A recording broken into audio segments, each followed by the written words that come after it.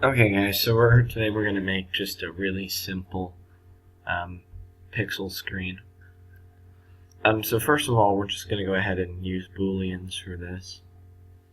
And we're just going to use OK buttons. We're just going to put OK button, and then I'll just delete all the words in it and select it and make it so it's not visible. And we're just going to click on it, make it a lot bigger. So we're going to copy it, and then paste it, do 3 by 3. Well, we'll start out simple, we'll just do 2 by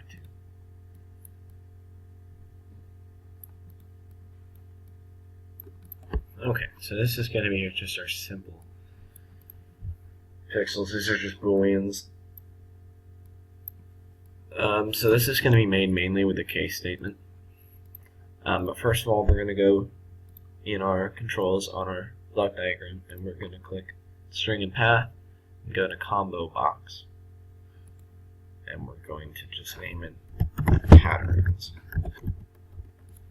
Then that's there, so we're going to go to our other side and just go under structures and click case structure and build a case structure. So we're going to go ahead and put these buttons on the other side. We're just going to put 1, 2, 3, and 4. And we're going to change all 4 of these to indicators. So we're going to right click on them and click change to indicator.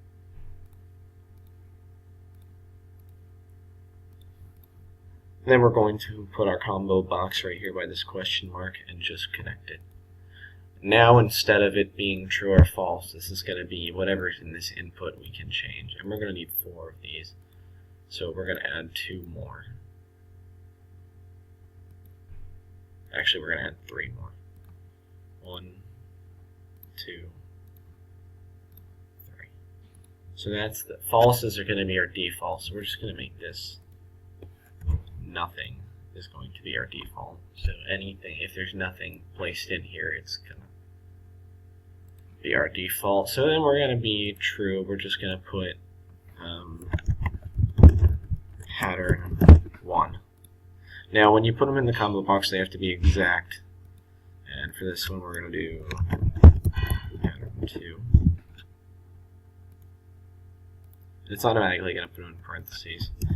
Pattern 3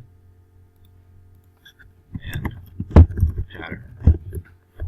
So now we have all 4 of our patterns. So we're going to go ahead, so we don't forget, we're just going to go ahead and go to our properties on block diagram here and click properties. Oh, that's our front panel. Never mind. Block diagram's over here, front panel is over here. I mixed those up. So we're going to go to edit items in our properties, and we're going to hit insert. We're going to type in pattern space 1 with caps, since that's what I did it before. Pattern 2. I'll put this up here.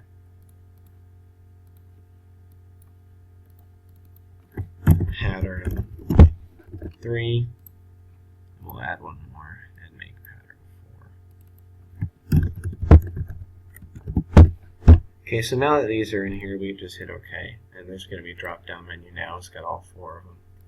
And actually, it's a blank, so let's get rid of that blank. Delete. Okay, so now that one's gone. So now it's just going to be our 4 inputs. Well, we could just type them in, our patterns in here, and it's just going to give us the options. But it's easier if you make a drop-down menu. So now we have this here, and now we have each pattern. So this is going to be really simple from here. We're just going to use true and false constants. So for pattern 1, we're going to put a true, a false, so it's going to be true, which is going to be all in. It's going to be placed in and out, and then out and then in. So we'll do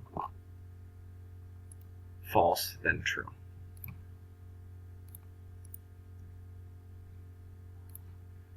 And then we're just going to run this wire through to our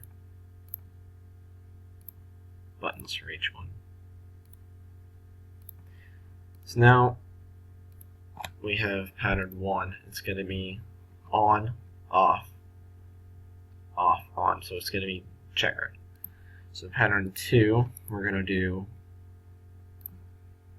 off, on, off. So off, on,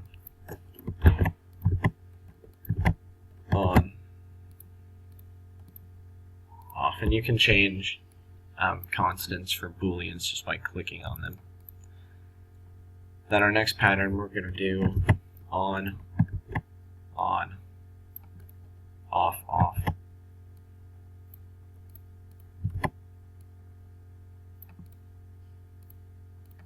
Then the last one we'll do off, on.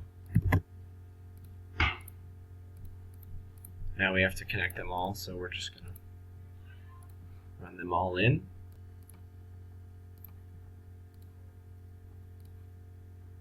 I might have to go back through and do all of them, so because I didn't do that before. So run this through, we do all of them.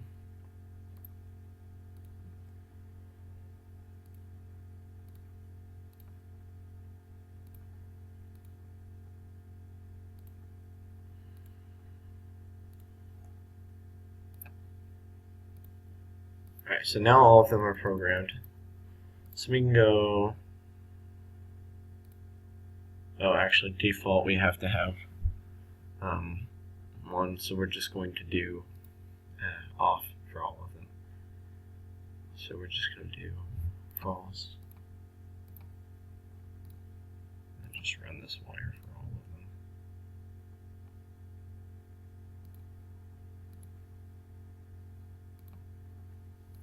Alright, so now we can run it. We're actually going to go ahead and put this in a while loop so it stays running until we tell it to stop. So we'll put a while loop around all of this, and we'll just put a little stop button on the side. And run it in.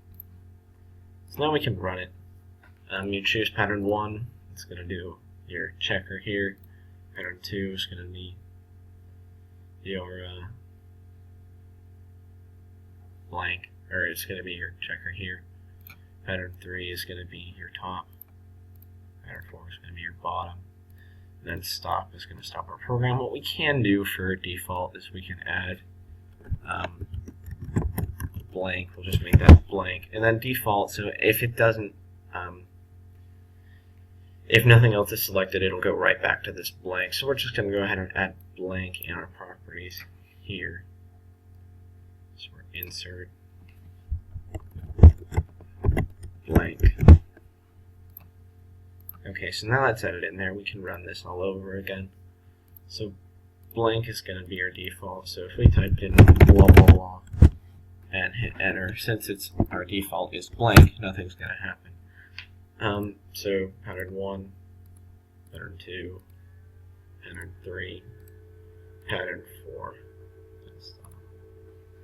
So I hope you thought this was kind of cool. I'm building currently a color one that you can use these framed colors, and you can choose whatever color you want, and I'll be able to make like pixel pictures and stuff. You can connect these together and make really cool like TV pixel boards. That takes a long time. And it's going to be really, really annoying to do. Let me see if I have part of it pulled up on here. Oh yeah. This should be it right here. So this is your pixel board. This is what mine looks like. And as you can see, it's really, really complex. As far as, not hard, but as far as how many pieces go into building this. There's a lot of them. I have 80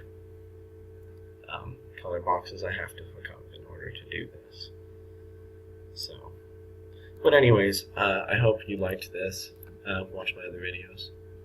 Thank you.